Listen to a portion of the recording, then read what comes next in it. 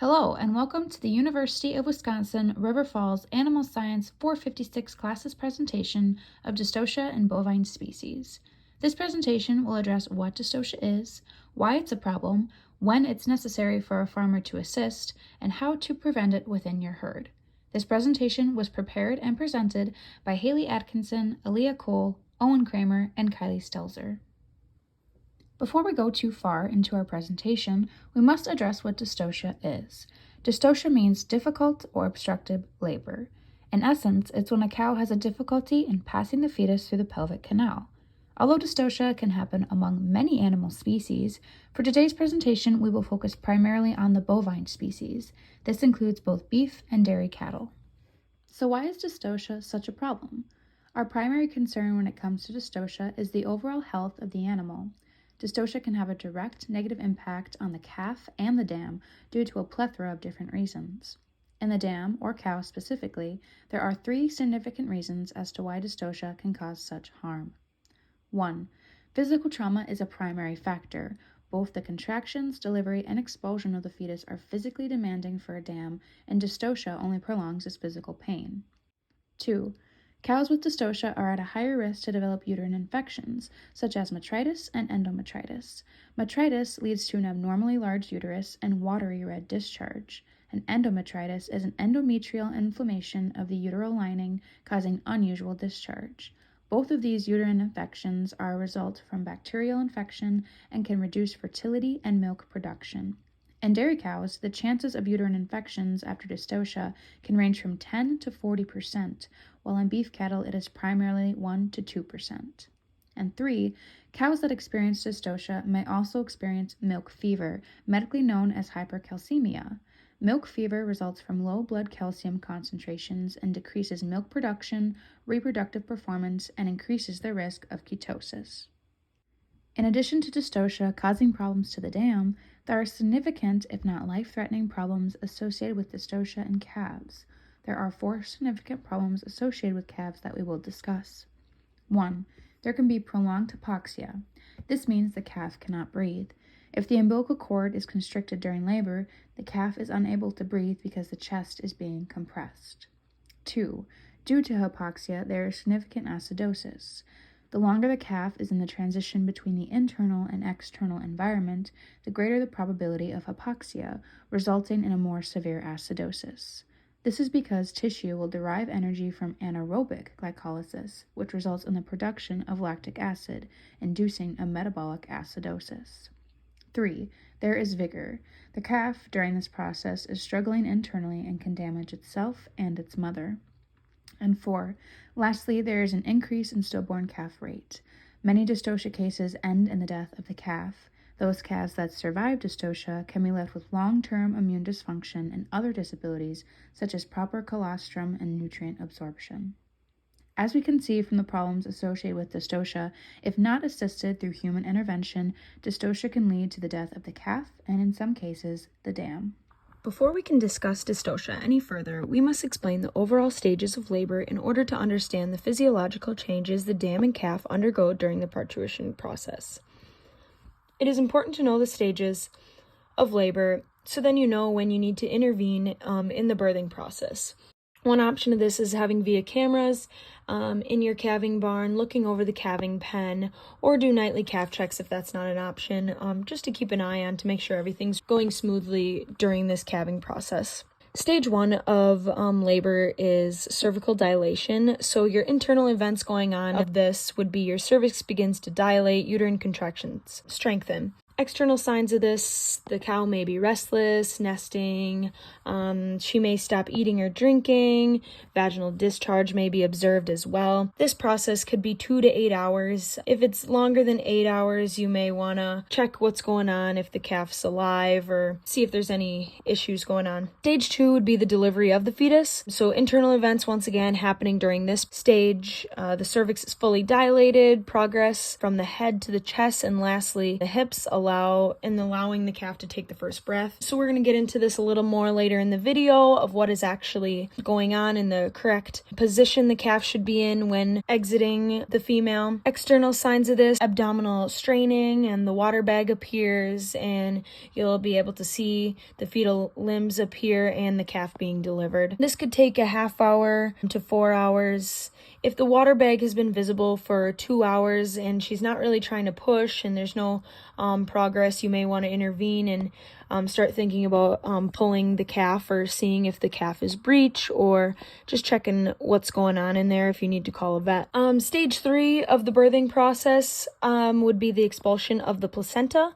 Internal events would be the connection between the placenta and the uterus are deteriorating and separating. Placenta comes out, so that would be your external signs. The cow would pass the placenta. This typically would be completed 12 hours post-delivery of the calf. If she has not pushed out the placenta within 12 to 24 hours after the calf is born, you may need to check that out, potentially call a vet, or oftentimes people will give a shot of prostaglandin to get that working as well. As we previously talked about in the video, we went through the different stages of labor, so we wanted to dive a little bit deeper into that and give you a physical look into how the calf should look when it's going through the birth canal. So this is the ideal birthing position. You want your front 2 feet and your head coming out all at the same time. You don't want the head cocked back to the side. If that's the case, you're going to want to push the calf back in and readjust and get that head coming out all at once. Otherwise, you're going to have some issues there. If you do have to pull the calf with chains or rope or whatever you prefer, you're going to want to get those chains wrapped around both legs up here, not down here, just so you don't cause any problems in their future. So when you're pulling, you're going to want to go at a downward angle. Think about all this in a timely manner. You don't want to keep digging in and pushing it back in and pulling it back out, pushing it back in, pulling it back out. You want to keep things moving along. So now we have the calf in another fetal position that you could potentially see, where their front 2 legs are facing back, and then we just have the head. So here you're also going to want to reach in, push the calf back in so you have a little space, and pull these front legs forward so they're all coming out at the same time, like I said in the previous clip. If you don't, you're going to cause more dystocia issues trying to pull without the front feet. I'm not sure how you'd get that out that way. You might dislocate one of their shoulders, or cause more stress to the female as well. Overall, you want to reduce dystocia issues as much as possible, reducing stress on the mom and on the calf, knowing the correct fetal positions and when to intervene on pulling the calf. We will now be moving on with the causes and effects of dystocia. Dystocia is most commonly associated with increased risk of stillbirths and deaths after 30 days. Dystocia can be caused by maternal and fetal factors, or in some cases, both. A prominent example of dystocia is the oversize of a fetus. If the fetus is too large, it can result in the injury of the dam during birth, and in most cases, it can result in the deformities in the calf. An example of maternal effects would be pelvic size and shape. Obviously, the narrower the pelvis, the more difficult it is during the birthing process of the calf. When the calf and the dam need assistance, it can create a higher risk for accidents and result in deformations and injuries to the calf and dam. Another theory that has been mentioned in studies is the experiences with twinning during past pregnancies that could cause dystocia in the future. Unfortunately, though, there have not been enough conclusive studies to conclude whether or not these theories are true. In some cases, when dams experience dystocia, they become more at risk to uterine diseases such as endometriosis and retained fetal membranes. And it can also increase the chances of ovarian dysfunction, like smaller follicle sizes and longer luteal phases. Dystocia is severely important to identify and protect the calves and dams. It is important to be familiar with the signs of dystocia and how to avoid the causes of it and the effects thereafter. We will now discuss the economic loss that the farm can experience associated with dystocia. On the dairy side, milk production can decrease immensely. Certain results like pain and infection that come from experiences with dystocia can lead to discomfort in the dam. In some cases, the loss of milk could be from 35 to 40 gallons per day. Lactation performance can also result in mastitis and lameness. Like we already mentioned, dystocia obviously affects future fertility in dams. Lower fertility rates results in lower income for the farmer, considering the amount of funds invested in his cattle. When artificial insemination, off-sinking, and other expenses are taken into consideration, a relatively large amount of the profits are lost at the cost of dystocia. The loss of a calf leads to the loss of cash flow to the farmer as well. According to PubMed.com, the total cost associated with dystocia was $38.53 for an average heifer and about $10 for an average cow. When dealing with large herds, this can result in relatively large amounts of loss in the profits for the farmer. It is important to be aware of the signs of dystocia and ways to prevent it in order to avoid economic loss on the farm. Dystocia can have many negative effects not only for the dam and offspring, but also for efficiency of profits for production as well. Knowing this, we most definitely want to do everything we can to prevent dystocia as producers. Some of these preventative measures can include maintaining body condition, making knowledgeable decisions when choosing sires, pregnancy checks, providing exercise, and assisting, if necessary, when calving does occur.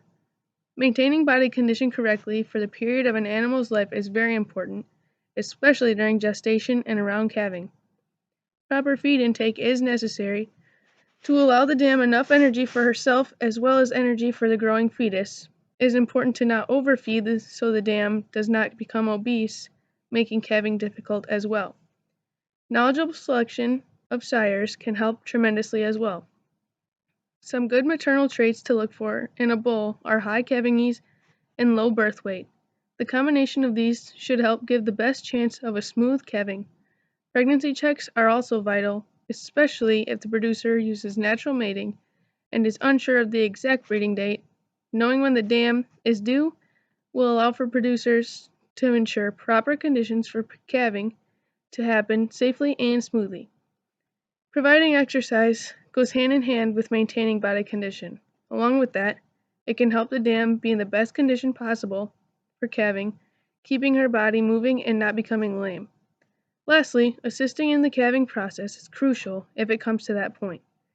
If a dam is struggling, something is abnormal, or it's taking too long, don't be afraid to assist. There can be major negative consequences and even fatality for the dam and offspring if the calf is stuck in the birthing canal for too long. Safety is something that all producers need to be mindful of in each situation on a farm. In the livestock industry, there is not only safety concerns for humans to take into account, but animals as well. For the animals, some of the biggest concerns are age, size of the offspring, gender of the offspring, and if it's a single or twin birth. When it comes to age, specifically with primiparous dams, the younger they are, they can have effects of ease of calving. In terms of gender, male offspring are typically larger and therefore pose a higher chance for complications in comparison to a female. Another important note is that calving assistance can also lead to an increase in stillbirths as well as decreased fertility. When it comes to weather and seasonal calvings, spring and fall have been shown to be likely times for the need of calving assistance in calving and dystocia cases, as well as primiparous animals carrying male offspring. On the human side of things, producers should always be cautious around animals at any time and certainly during calving. Not only do pastures and pens have a various risk of their own for management, but animal stress is increased in this time. The stress can cause them to be more irritable or alert to anything abnormal in their space. So what are some take-home messages from today's presentation? First, we learned that dystocia is an abnormal or difficult birth at any stage of labor. We also learned that dystocia can be a problem for many reasons. It can affect the health of your cow and your calf, including the reproductive health of your cow, and it can result in an economic loss for your operation. We also learned that human intervention is sometimes needed, so it's important you know the 3 stages of labor. As we intervene, we know that there are both safety concerns for ourselves and the calf that you're assisting. It's important to always be aware of your surroundings and ask for help when needed. Dystocia cases are common on any farm, so it's important you know how and when to act, and if there are any additional preventative measures you can make as a producer.